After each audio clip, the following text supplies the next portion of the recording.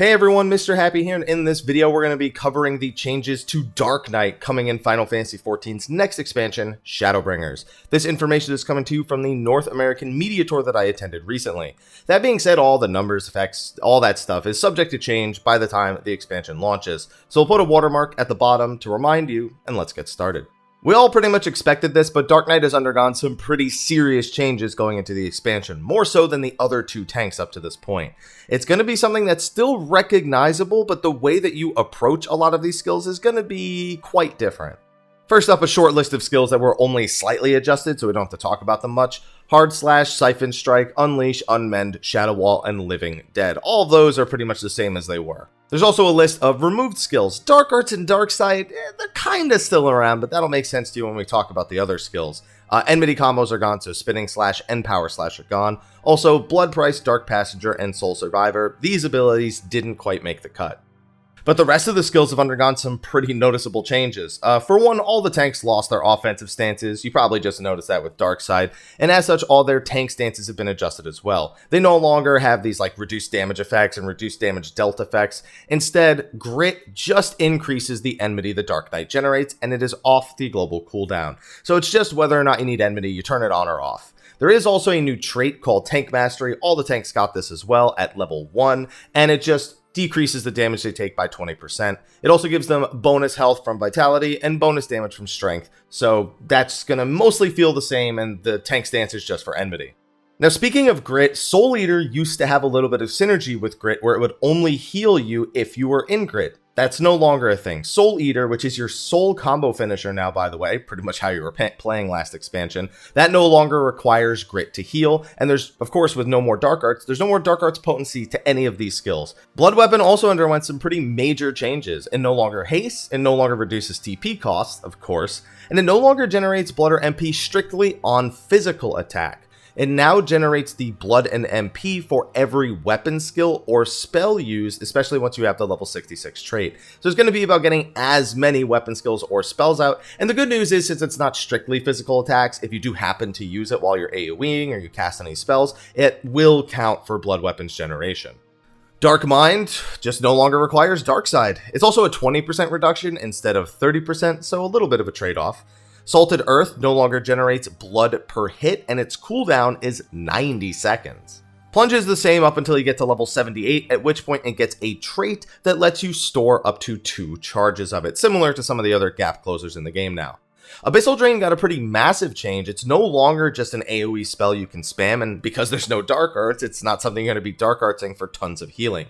It's now an off-global cooldown ability with a 60-second cooldown, and it's a 200 potency AoE that heals with a 200 cure potency per hit.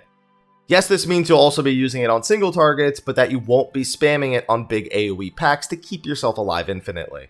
Carven Spit's still around, but now it's just flat potency and restoring MP. No Dark Arts, come on. Bloodspiller, pretty similar, it's just flat potency now. Quietus, also just flat potency now, there's no way to enhance it.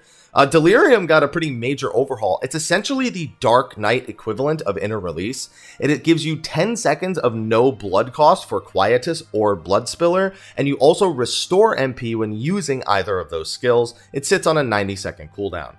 The final pre-existing ability that saw some noticeable changes was the Blackest Night. Now, it was already important to make sure that the shield broke before, but now it's even more integral to your performance. When the Blackest Night shield is broken now, it grants a new Dark Arts effect. What this Dark Arts does is it allows you to use one of your 2 new skills that we're about to cover at no MP cost. So because the Blackest Night costs the same amount of MP as those skills, it essentially allows you to double the value of the MP from it.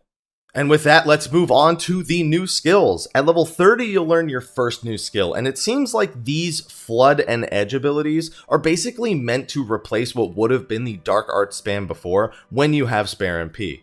Flood of Darkness at level 30 is a 250 potency and a straight line AoE.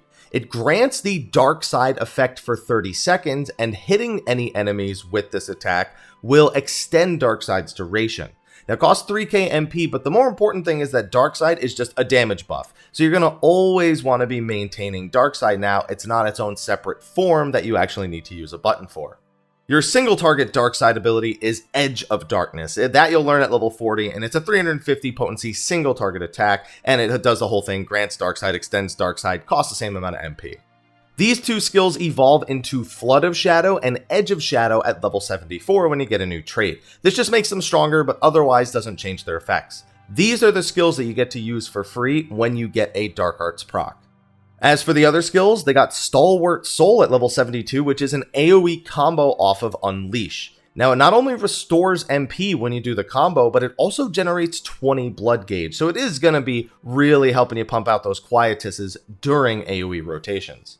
Dark Knight's also got Dark Missionary, which is an AoE magic damage reduction for all nearby allies that sits on a 90-second cooldown. I was honestly hoping to see an AoE TBN more precisely. If there's ever physical AoEs, then suddenly Dark Missionary is a little less useful, but the majority of AoEs in the game are magic, so this will be pretty handy. Dark Knight's final new ability is the Living Shadow. This will summon a shadow to fight alongside you for 24 seconds that will use a lot of familiar attacks that the Dark Knight has. Now, it appears to do a set rotation of skills, and each of these skills seems to do about 40% of the damage that you would do with that same ability. Also, Living Shadow does have a blood cost of 50 and sits on a 2-minute cooldown. Now, I haven't tried to break any of this stuff down. I know Zeno has definitely been hard working at trying to make sure you guys have somewhat of a rotation to look forward to, as has Mary. But I look at Delirium and I look at Living Shadow, and they seem like such, separate burst windows for the Dark Knight after the initial use and when they don't line up. They just don't really have much synergy between each other unless I'm really missing something here. Delirium is either spam Blood Spiller or Quietus for 10 seconds and then use whatever other skills that you actually have with the MP that you're generating. And Living Shadow is just like this window where your shadow's there and doing more damage. I'm assuming that Living Shadow, also all the abilities that appear to be AoE actually are AoE, and thus it's probably better in situations like that, but I don't know. They just seem like two separate abilities that are really powerful windows for the Dark Knight to operate in. As for the rest of the job, your Soul Eater combo is your only one to go to now, your Blood Weapon to generate a ton of blood whenever you can, your Blood Spiller, your Quietus. It seems pretty straightforward, but actually accessing the most damage possible is likely down to how consistently you find yourself managing your MP to use Flood of Shadow and Edge of Shadow, depending on which situation you're in. Because those are basically your Dark Arts now. You want to use those and make sure you go through spare MP to do extra damage when you can. I guess I should quickly cover the traits before I forget. Tank Mastery we already mentioned. Black Blood just lets you actually begin to generate blood. But Enhanced Black Blood confuses me because I couldn't sink down to a low enough level to see what the difference was. But this gives Blood Weapon the ability to generate blood gauge from any weapon skill or spell. Now, you learn Blood Weapon at level 35, but you don't learn Enhanced Black Blood until 66. So what is it doing before level 66 that's different from before? It doesn't make any mention of just standard physical attacks, and I also noticed Blood Weapon says it can't proc multiple times from the same weapon skill. So I'm really curious what this is enhancing. Is it just more blood generation? Is it generating off of a different source before? Is it just weapon skills early on? Maybe it doesn't count spells. I don't know, but that's something that I'm going to have to ponder on since I couldn't sink below 66 to see what Blood Weapon's original description actually was. On top of that, you have Darkside Mastery, which is what changes your Edge and Flood skills into their higher tier forms, and then you have Enhanced Plunge at 78, which allows the storing of 2 charges. And with that, that's going to be a wrap for my video on Dark Knight. I wish I understood a lot of this stuff a little bit more, but I actually am looking forward to at least trying to play all the tanks just casually and a bunch of stuff. They all seem just like a lot more fun, but Dark Knight is the one I look at and I'm still a little intimidated because I don't quite understand everything. But anyway, that's going to be a wrap for my video. Thanks to Zeno, by the way. He provided me with the screenshot I used for the Dark Arts gauge. I didn't break the Blackest Night or a TBN when I was actually at the media tour. So I had to reach out to him and be like, yo, so what does this do again? So big shout out to him and a bunch of other content creators who were there. We've been sharing traits and resources for anything we may have missed, and it's been awesome working together with everybody. Be sure to check out my other videos, the other media tour attendee videos. And with that, I've got one more video to record, and it's Gunbreaker. So I'm going to get going. Thank you for watching. I'll see you in the next one. And until then, take care.